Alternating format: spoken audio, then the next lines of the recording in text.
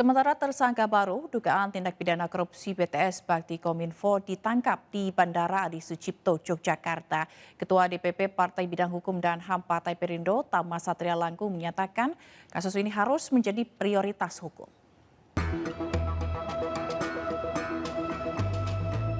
Tim Jaksa Penyidik Direktorat Penyidikan Jaksa Agung Muda Bidang Tindak Pidana Khusus bersama dengan tim Kejaksaan Tinggi di Yogyakarta serta Kejaksaan Negeri Kulon Progo melakukan pengamanan terhadap WP dalam dugaan tindak pidana korupsi dalam penyediaan infrastruktur BTS 4G Kemenkominfo.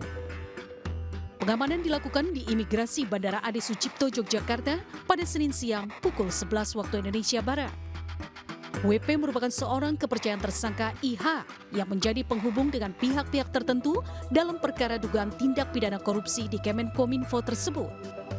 Selanjutnya WP dilakukan penahanan selama 20 hari, terhitung sejak 23 Mei 2023 hingga 11 Juni 2023 di Rutan Salemba Kejaksaan Negeri Jakarta Selatan.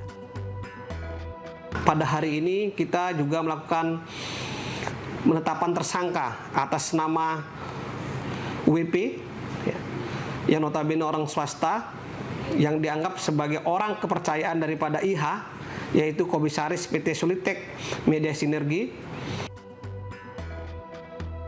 Sementara itu, Ketua DPP Partai Bidang Hukum dan HAM Partai Perindo, Tama Satria Langkung menyatakan kasus ini harus menjadi prioritas hukum. Karena sudah jelas perhitungan kerugian negara dan proyek ini mempunyai masalah yang serius. Dari situlah kemudian kita bisa lihat bahwa memang proyek ini punya masalah yang sangat-sangat serius. Itu yang pertama. Yang kedua, terkait dengan ada perbedaan ya, bahwa kemudian tadinya digunakan dalih COVID, ada perpanjangan kontrak di sana yang kemudian nggak sesuai dengan prosedur hukum. Itu juga menjadi salah satu yang tentu saja akan masuk dalam pemeriksaan yang dilakukan oleh kejaksaan.